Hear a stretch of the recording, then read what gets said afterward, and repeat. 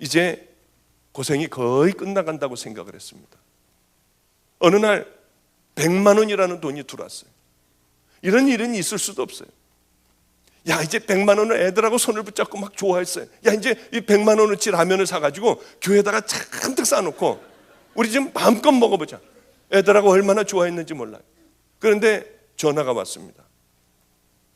우리 감리교회 관작교회라고 있어요. 그 교회에서 전화가 왔어요. 목사님, 큰일 났어요. 우리 교회가 태풍으로 무너졌대요. 전번 주에 북경으로 제가 집회를 갔었습니다.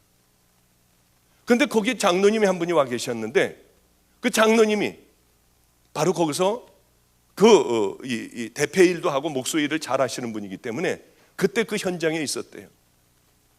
그래서 제가 100만 원이 하필이면 이때 왜 전화를 해? 그러고 이제 할 수 없어가지고 한쪽에는 70만 원을 넣고 한쪽엔 30만 원을 넣고요. 오른쪽엔 70만 원 넣고 왼쪽엔 30만 원을 넣고 갔어요. 웬만하면 30만 원만 주고 오자. 그리고 이제 갔어요. 뭐 이게 헷갈릴까봐 힘센 쪽에는 70, 왼손에는 뭐 30, 뭐 이래가면서 하여튼 운전을 하면서 갔어요. 가가지고 봤더니 그 예산 지방에 있는 전체 교육자들이 무너진 그것을 위하여 대패질하고 땀을 비 오듯이 흘려가며 8월 그 더운 때에 교회를 세워가고 있었어요. 얼마나 주님 앞에 죄송했는지요. 얼른 들어가서 100만 원을 다시 집어넣어가지고 갖다가 주었어요. 나오다가 보니까 웬 빼짝 마른 사람이 러닝셔츠 하나만 입고 더위에 헐떡거리고 있었어요. 젊은 사람이에요. 병석이 완연했어요. 그래서 저는 와버렸습니다. 그래, 주님. 그러고 이제 왔는데 이번에는 놀랍게도 200만 원이 들어왔어요. 이게 처음 있는 일이었어요. 누구누구 엄마가 주는 돈이라고 하고 200만 원을 누가 보내왔어요. 그런데 그 보내와서 이제는 뭐 설마 이거 쓸 일은 없겠지 그러고 있는데 또 전화가 왔습니다. 그 관작교회에서 전화가 왔어요. 우리 감리교회예요. 예산에 있는요. 이제 다 완성이 됐으니까 목사님 오셔서 설교를 해달래요. 제가 왜 거기 갈 필요가 뭐가 있어요? 제가 돈을 냈으니까 뭐 설교를 하나요? 그렇지 않았어요. 그냥 안 가겠다고 했습니다. 그리고 나오다가 보니까 물어보지 말아야 하는 걸 또 물어봤어요. 나오다가 보니까 어떤 젊은이 병세기 도는 젊은이가 있었는데 그 사람 누구야? 모건대학원의 대학원생이래요. 그런데 당뇨병이 있다는 거예요. 교인이 하나도 없대요. 결정적인 얘기를 했어요. 학비가 없어서 이번에 쉬기로 했대요. 학비가 얼마인데? 200만 원이래요. 그래서 이제 제가 그러면 나는 집어넣지 말고 누구누구 엄마를 가서 기도해달라고 하고 내가 온라인으로 당신에게 돈을 줄 테니 직접 전해줘라. 나는 빼라. 그리고 온라인으로 돈을 보내줬어요. 이번에 저번 주에 제가 거기에 장로님, 그 지방에 장로님 있는 북경에 갔어요. 장로님이 얘기를 해주는데 충격이었어요. 바로 그때에 아버님이 돌아가셨답니다. 돌아가셨는데 돈이 하나도 없어서 장례를 치를 수가 없었대요. 그럼 멀거니 앉아 있었대요. 시신을 놔두고요. 아무것도 없으니까요. 그랬는데 누가 200만 원을 갖고 왔더래요. 이건 저번 주에 들은 겁니다. 북경 가서요. 그 장로님에게 들었어요. 그래서 그것으로 장례를 먼저 치르고 들어온 부조 가지고 학교를 다시 다니기 시작했다고 하는 얘기를 들었어요. 주님 앞에 얼마나 감사했는지요. 주님께서 여기 와서 그 많은 세월이 지난 후에 여기 와서 또 듣게 하시는구나. 그리고 또 얼마나 있었어요. 그래도 우리는 굶었어요. 그러고 있는데 겨울이었습니다. 누가 문을 노크를 했어요. 어렸을 때 저희 어머님이 아버지가 아주 가난한 교회에서 목회를 하셨으니까 피아노를 가르치셨습니다. 그런데 그 피아노를 배우러 오는 은행장의 딸이 있었어요. 저하고 나이가 그저 한두 살 정도 저보다 아래죠. 걔를 보면은 쟤는 여왕 같고 저는 조언 같았어요. 그렇게 생각을 했어요. 감히 쟤한테 말 한마디 붙일 수 없는 나는 그런 사람이라고 생각을 했어요. 초등학교 4학년 때요. 그리고 고등학교 때도 보면은 걔는 공부를 잘하는 아이였고 저는 공부도 별로 못하는 아이였어요. 늘 걔를 보면은 높이 보이고 저는 낯이 보였어요. 이제 제가 의사가 된 다음에야 비로소 동등하게 되겠다 하는 생각을 했어요. 그런데 그 겨울밤에 누가 노크를 하고 들어왔습니다. 우리 누님이 저기 계신데, 누님이 딸이 메트로폴리탄 오케스트라 뭐 사위가 악장이고 딸이 거기서 하고 뭐 줄리아드 음대 교수고 그래요. 하여튼요. 근데 한국에 와가지고 어떤 그 음악회를 하는데, 얘가 이 친구가 와가지고 아니 그러면 그 보영이 오빠는 어떻게 됐어? 그러니까 목사가 됐다고 해서 밤에 찾아온 거예요. 어느 분하고 천주교 신자하고 찾아왔습니다. 문을 여는데 저는 그때 까치머리에 냄새나는 옷을 입고 있고요, 파카를 입고 있고요, 그리고 불을 아끼느라고 어슬무리하게 켜놓고요. 그래 까치머리 누구세요? 했더니 아 저예요. 그래서 저가 누구세요? 하고 문을 열었어요. 애들은 이 의자에서 몇 명이 자고 있었고요. 봤더니 얼마나 부끄러운지요. 저는 또 거지가 돼 있더라고요. 왜 그런 모습만 그분에게 왜 그런 모습만 제가 자꾸 보이는지요. 저는 한없이 초라했고 그분은 아주 멋진 그런 옷을 입고 있었어요. 나중에 그 얘기를 하더군요. 제가 거지 같은 모습으로 섰는데 그렇게 성자 같은 모습이더래요. 예수님을 본 듯한 착각을 자기가 일으켰다고 하더라고요. 저는 부끄러워 어쩔 줄을 몰랐는데요. 그 자매가 아니라 같이 온 이런 분이 있었습니다. 천주교 신자였어요. 이 신자가 우리를 보더니 기가 막히게 하는 거예요. 추운 겨울에 아무것도 떼지 않고 저러고들 사는 걸 보고 충격을 받았던 모양이에요. 제가 알고 있던 그 자매가 아니라 바로 옆에 따라온 분이 3일 후에 와서 천주교 신자인데 헌금을 하겠대요. 3일 후에 정말 그분은 왔습니다. 와가지고 헌금통에다 헌금을 하면서 꼭 자기가 나간 다음에 보래요. 그래서 이제 그분 나간 다음에 아이고 야 이제는 무조건 라면을 100만 원이면 100만 원어치 사야겠다 생각하고 그것을 꺼내서 하나님 우리에게 가난한 우리에게 먹을 걸 주셔서 감사해요. 저분에게 자녀의 축복을 허락해 주세요. 그리고 이제 그걸 갖고 와서 강대상에 와서 또 한 번 기도를 하고 열어봤는데 한 장이었어요. 10만 원이 넘더라고요. 봤더니 100만 원인 것 같아요. 100만 원보다 공이 더 있더라고요. 1000만 원 같더라고요. 1000만 원보다 공이 더 있더라고요. 아니 여기는 뭐 잘 사는 동네라서 그런지 1억이라도 놀라지도 않네요. 여기는 왜 그러냐면 부자 동네 모양이야 아마. 저에게는 어마어마하게 이게 엄청난 큰 돈이었어요. 얼마나 충격을 받았는지. 그러면서 3일 후에 와서 또 돈을 주겠대요. 또 헌금을 하겠대요. 3일 후에 와서 또 5천만 원을 또 하는 거예요. 막 하는 거예요. 그 돈을 가지고요, 맨 처음에 한 게 가서 은행에 가서 거슬러 가지고요, 1억짜리를 거슬러 가지고 그거 가지고 먹기 시작을 했어요. 그동안에 얼마나 배가 고팠습니까? 뭐 짜장면 내다 탕수육에다가 그 다음 날에는 뭐 돼지 불갈비에다가 그 다음 날에는 막 저녁 때 되면 막 이 치킨에다가 막 피자에다가 밤낮 먹었어요. 얼마나 먹고 다녔는지요. 애들이 그동안 구경하지 못했던 에버랜드에 가서 이 에버랜드라고 이제 노는 데가 있거든요. 거기 티켓을 이 팔찌 하나 차가지고 돌아다니면서 얼마나 애들하고 타면서 놀았는지요. 이제 9시간씩 새벽 기도할 이유가 하나도 없어요. 제일 먼저 기도가 줄어들더군요.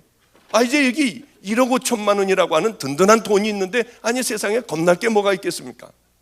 전도하는 것도 슬슬 미뤄지고요. 산기도 하는 것도 짧게 하고 내려오는 거예요. 그냥 가서 찍고 내려오는 거예요. 안 하면은 마음이 부담스러우니까. 그러고는 이제 뭘 먹을까 이 고민을 하는 거예요. 이제 야 오늘은 우리 탕수육 먹는 게 어때? 못 먹겠어요. 야 그럼 돼지갈비는 어때? 얘기하지 마세요. 못 먹겠어요. 우리 이렇게 살았어요. 이렇게요.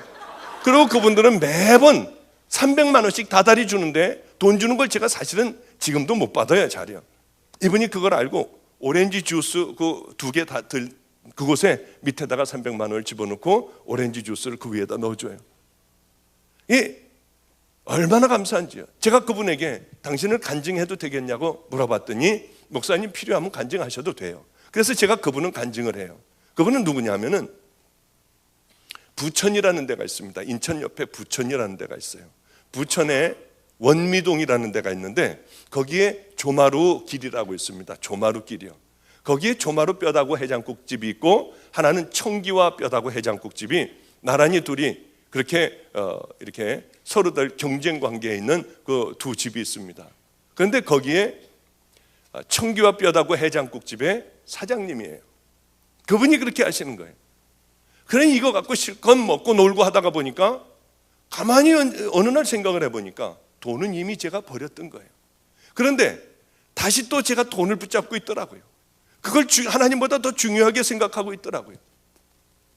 얼마나 기가 막혔는지요. 그래서 얼른 찾았어요. 돈 다 찾았어요. 찾아가지고 한 군데다 몽땅 다 넣었어요. 한 푼도 남기지 않고요. 1,000원짜리까지 다 찾아놓고 그분에게 찾아갔어요. 내가 이거 갖고 있다가 하나님과의 사랑이 끊어질 뻔했다. 다시 가지시라고 그랬어요. 이분은 그래봐야 100만 원 썼겠습니까? 이분은 절대로 내가 당신에게 헌금했냐, 내가 하나님 앞에 했지 당신에게 했느냐, 나는 안 가진다, 그분은 가져라, 나는 못 갖겠다. 그러면서 드디어 그 돈은 중간에 떠버렸어요. 저하고는 관계없는 돈이 되어버렸어요. 얼마나 감사한지요. 그러면서 또 시간이 흘렀습니다. 어느 날 아이들하고 함께 살고 있는데 어제 말씀드렸다시피 애들 학교를 보내고 이제 애들도 제대로 되기 시작을 했어요. 그러나 우리는 먹을 게 없었어요. 그리고 기도를 하고 있는데 갑자기 주님께서 저를 부르셨어요. 내 종아, 내가 다 봤다. 고맙다. 이제 내가 너를 이렇게 사용하겠다. 오랜 기간 동안 수고했다 내 종아. 그 말씀이 있었어요. 그러면서 사람들은 모여들기 시작했습니다. 그렇게 한 명도 하나님을 만나고 13년 동안 그 고생을 했는데 교회는 하나도 없었어요. 그때서부터 사람들이 몰려오기 시작을 하는데요, 금방 교회가 꽉 찼습니다. 그래서 이제 더 이상 어떻게 예배 드릴 장소가 없었어요. 그래 얼른 다시 그분을 찾아가서 당신 그 돈 줬던 그 중간에 뜬 돈으로 우리가 교회를 이사가서 좀 크게 만들면 어떻겠느냐. 너무 좋아하셨어요. 그래서 그 돈을 가지고 교회를 큰 곳으로 이사를 갔습니다. 한 3년 정도면은 충분하겠다고 생각을 했어요. 그러면 여기는 채워지겠다고 생각을 했어요. 2달 반 만에 교회는 또 꽉 차버렸어요. 얼마나 하나님 앞에 감사했는지요. 주님께서 이제 네가 깜짝 놀랄 만한 일들을 보리라. 제게 말씀하셨어요. 너는 평생 다니며 잘못된 믿음으로 넓은 길을 가고 있는 그들, 내 앞에서 와서 천인공노할 일들이 수없이 일어나는 그 일들을 너는 맛보지 못하게 해라. 좁은 길로 가게 하고 너는 그들을 깨달아 순종의 길로 가게 해라. 주님은 그 말씀을 하셨어요. 다른 건 제가 다 믿을 수 있었어요. 그러나 네가 이 말씀을 전하면은 많은 자들이 내게로 돌아올 것이다. 주님께서 그러셨는데 그거는 정말 자신이 없었어요. 아니, 저는 제가 제 자신을 잘 아는데요, 우리 한 달에 한 번씩 모이는 목회자 회의에도요, 저는 가서 목사가 돼서도 기도시킬까 봐 화장실에 가서 왔다 갔다 하다가요, 기도시키는 거 끝나면 그 다음에 들어갔어요. 그래서 열심히 기도문을 하나를, 내가 이렇게 살아서는 안 되겠다 목사가, 그리고 기도문을 하나를 외웠어요. 아주 달달달달달달 외웠어요. 이제는 가서 자신 있는 거예요. 하나님, 우리 평안지방을 사랑하시는 하나님, 감리사님을 모시고 귀한 회의를 하게 해주시니 감사합니다. 다 외웠어요. 그걸 한 장을요. 그러고 이제 제대로 이제 앞에 가서 딱 앉았죠. 영락없이 기도시키려고 하면 나타나지 않던 저 사람이 오늘 나와가지고 기도를 시키는 거예요. 그럼 박보영 목사님 기도해 주시기 바랍니다. 그때서부터 가슴이 터질 것 같이 뛰기 시작하고요, 입이 마르기 시작을 하고요. 그러면 일어나가지고 하긴 하는데 다 잊어버려요. 외웠던 거 다 잊어버려요. 도대체 뭘 중얼거리고 있는지, 뭘 횡설수설하고 있는지요. 그런 목사였어요. 별 볼 일 없는 목사였는데 하나님께서 저를 쓰신다고 해요. 하나님은 약속대로 정말 여기까지 오게 해주신 하나님이에요. 요즘엔 너무 감사해서 우리 주님 앞에 기도를 해요. 하나님, 도대체 나 같은 걸 왜 쓰세요? 나는 너를 아직 세우지 않았다. 너를 만방에 알리는 중이다. 내가 너를 세우는 그날이 있을 것이다. 아이고, 얼마나 과분하고 얼마나 감사한지요. 도대체 나를 왜 쓰세요? 제가 주님에게 물어봤어요. 너는 버린 것들을 잘 세워놨다. 여러분, 우리는 더러운 것들을 보지 않으려고 해요. 냄새나고 취하는 것들은 피하려고 해요. 그러나 그 사람들을 사랑하면은 하나님이 얼마나 기뻐하시는 줄 아세요? 자녀의 축복을 받고 싶습니까? 버려진 아이들을 잘 여러분 섬겨보세요. 나는 그거 못해. 그 우리들의 힘으로 하는 것 아니더라고요. 저도 혼자 있는 걸 좋아해요. 저도 조용한 걸 좋아해요. 전 여행을 참 좋아해요. 책 읽는 걸 좋아해요. 음악을 좋아하고요. 우리 집에는 23명이에요. 아파트에서 살아요. 아까도 말씀드렸지만은 잠깐 아까 밥 먹으면서 식사하면서 얘기했잖아요. 3명씩 나가야 돼요. 아파트에서 몇 번을 쫓겨날 뻔했어요. 3명은 저쪽 나가서 기다리고 3명은 저쪽 나가서 기다리고 그러면서 나가서 다 싫어와요. 집에 들어올 때도 여기서 여기 저기 떨어뜨려 주면서 그러면서 우리는 돌아와요. 아침 시간 되면 난리가 나요. 밥을 한번 22명이 먹는다고 생각을 해보세요. 어떤 일들이 벌어지나요? 아침에 일어나서 화장실을 쓰는 것 3시 한 반이면 다 일어나요. 유치원생까지요. 그렇지 않으면은 큰일 나는 거예요. 학교도 못 가요. 새벽 기도도 못 가고요. 그런데 얼마나 감사한지요. 이 참 힘든 때도 참 많았어요. 여러분, 그런데 하나님께서는 우리를 다 지켜보세요. 머리털까지 세심받으셨어요. 그런데 사람들은 나 혼자 있고 사람들이 안 보면은 아무도 우리를 들여다보지 않는 줄 알아요. 하나님은 네가 왜 그런 말을 하는지, 너는 왜 그런 행동을 하는지, 네가 지금 뭘 하려고 하는지 하나님은 다 아세요. 왜 그걸 하려고 하는지요, 그 이유까지도 하나님은 다 아세요. 하나님은 우리들에게 말씀도 안 하시고 아무리 더러운 짓을 해도 벌을 안 주시니 하나님은 우리에게 아무것도 못한다고 생각을 하고 우리는 살아가요. 그러나 죄는 쌓이게 됩니다. 언젠가 이것이 대낮같이 밝혀지는 그날이 있어요. 죄의 무게를 이기지 못해서 성수대교가 무너지고 삼풍백화점이 무너지듯이 무너지는 그날이 있어요. 어느 누구도 하나님의 심판대 앞에서 그 심판을 피할 수 있는 사람은 아무도 없어요.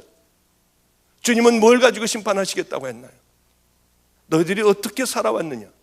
너희들이 과연 내 자녀면은 너희들이 자녀답게 살아왔니? 아니면 더럽고 추악하게 너희들만 먹으며 너희들만 배부르며 어떻게 살아왔느냐? 분명히 우리들에게 물으실 거라고 했어요. 여러분, 빛과 소금의 삶을 사는 것은 엄청난 희생을 요구하는 게 아니에요. 천국 가는 믿음의 자녀들의 그 삶은 어마어마한 삶을 살아서 가는 것이 아니에요. 내가 할 수 있는 작은 것들을 하는 거예요. 내가 도울 수 있는 작은 것들을 하는 거예요. 예수님의 마음을 가지고 정말 사랑을 가지고 하는 거예요. 그럼 우리 주님은 그것만 가지고도 여러분들 사랑하세요. 그것만 가지고도 여러분들 정말 칭찬하세요.